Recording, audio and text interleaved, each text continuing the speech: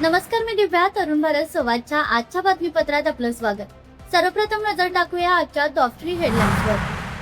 आज सुप्रिया सुळे कोल्हापूर दौऱ्यावर. गोकुळ प्रकरणावर खासदार सुप्रिया सुळे यांची टीका. शक्तीपीठ महामार्गावरून राजकीय वातावरण तापले. करवीरमध्ये शेतकऱ्यांचा महामार्गाला तीव्र विरोध. पावसाच्या चाहुलेने येवती गावातील शिवारात लगबग. ट्रॅक्टर आणि बैलजोडीच्या साहाय्याने नांगरणीला वेग. आता पाहूया ठळक बातम्यांचा सविस्तर आढावा. गोकुळमध्ये मुख्यमंत्र्यांनी राजकारण आणलं आहे की नाही हे मला माहित नाही. गोकुळमध्ये काहीतरी चूक दिसत असेल म्हणूनच मुख्यमंत्र्यांनी गोकुळवर प्रशासक नेमलाय. त्यामुळे गोकुळमध्ये भ्रष्टाचार झाला असेल तर मुख्यमंत्र्यांनी हसन मुश्रीफांना वॉशिंग मशीन मध्ये टाकून स्वच्छ करू नये असा चिमटा खासदार सुप्रिया सुळे यांनी लगावला आहे. आज कोल्हापुरात त्यांनी माध्यमांशी संवाद साधला. यावेळी त्या बोलत होत्या. मग जर एकत्र सरकारमध्ये काम करत असताना माननीय मुख्यमंत्र्यांना असं वाटलं की आपला एखादा सहकारी पदाधिकारी, मंत्रिमंडळातला सहकारी, तो जर एका संस्थेत काम करत असेल त्याच्यावर आपण प्रशासक ठेवला पाहिजे, जर असं माननीय मुख्यमंत्र्यांना वाटत असेल, याचा अर्थ माननीय मुख्यमंत्र्यांना काहीतरी चूक दिसलीच असावी ना, त्याच्याशिवाय प्रशासक का टाकतील?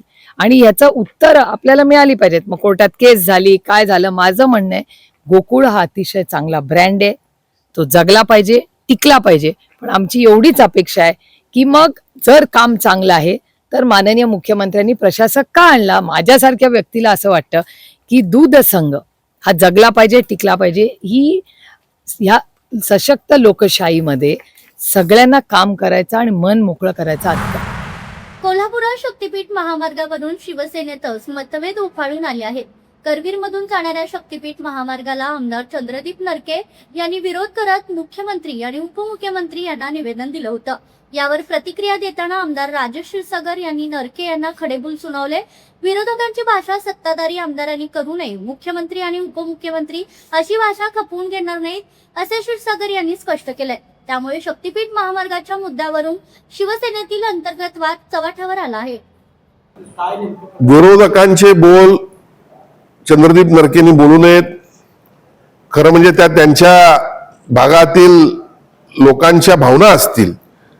पण मला या ठिकाणी एवढंच म्हणायचं आहे की जगातली अनेक राष्ट्र जी महाराष्ट्र एवढे क्षेत्रफळ असणारे असतील, जर्मनी असेल, फ्रान्स असेल, वगैरे वगैरे, या प्रत्येक राष्ट्रामध्ये जे महाराष्ट्र एवढं क्षेत्रफळ आहे, जवळपास 8-8 हजार किलोमीटरचे मेगा हायवे आहेत. आणि आज महाराष्ट्रामध्ये फक्त नागपूर ते मुंबई हा एकमेव मेगा हायवे झालेला आहे. पण शासनात काम करणाऱ्या सगळ्या लोकप्रतिनिधी संयम ठेवला पाहिजे. अशा पद्धतीचं मला नाही वाटत सन्माननीय मुख्यमंत्री, उपमुख्यमंत्री अशा पद्धतीची भाषा खपवून घेतील. शहरातील फेरीवाल्यांच्या व्यवस्थापनाबाबत महानगरपालिकेने कडक भूमिका घेतली असून अधिकृत फेरीवाल्यांना QR कोड युक्त पास देण्यात येणार आहे. तर नोंदणी असलेल्या व अनधिकृत फेरीवाल्याला तातडीने कारवाई करण्याचे निर्देश आयुक्त डॉक्टर राजेंद्र भारुड यांनी दिले. या संदर्भातील आढावा बैठक आयुक्त कार्यालयात पार पडली. बैठकीत शहरातील फेरीवाल्यांची नोंदणी, त्यांची संख्या तसेच प्रत्यक्षात कार्यरत असलेल्या फेरीवाल्यांची माहिती घेण्यात आली. कोल्हापुरातील ज्येष्ठ इतिहास संशोधक डॉक्टर जयसिंगराव पवार यांचं गेल्या महिन्यात निधन झालं. त्यामुळे आज खासदार सुप्रिया सुळे यांनी कोल्हापूर दौरा करत पवार यांच्या कुटुंबियांची सांत्वनपर भेट घेतली. यावेळी सुप्रिया सुळे यांनी जयसिंगराव पवारांच्या आठवणींना उजाळा दिलाय. इतिहास, महाराष्ट्र एक विचारवंत आणि आमच्यासाठी एक कौटुंबिक गोष्ट. खरं आमचं दोन्ही पवार आणि सुळे कुटुंबाचे गेले 5-6 दशकाचे प्रेमाचं नातं राहिलेलं आहे.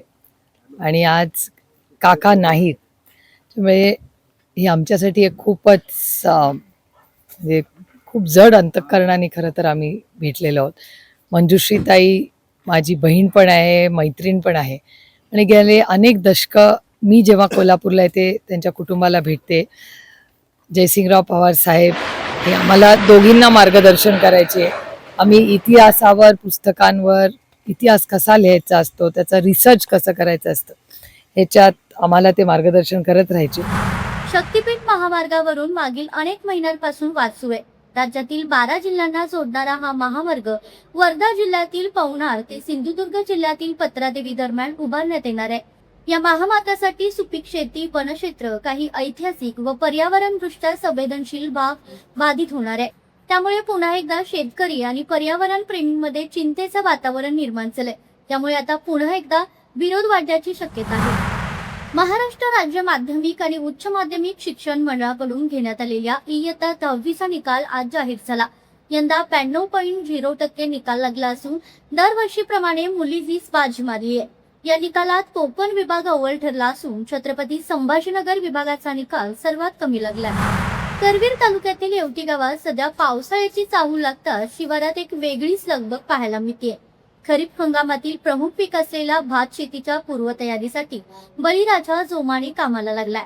उन्हाचा तडाखा असो किंवा ढगाळ वातावरण, शेतकरी मात्र आपल्या काळ्या आईची मशागत करण्यात व्यस्त आहे. काल झालेल्या पावसामुळे कसबा तारळे तसेच परिसरात काही ठिकाणी झाडे हांद्या पडल्याने वाहतूक विस्कळीत झाली होती.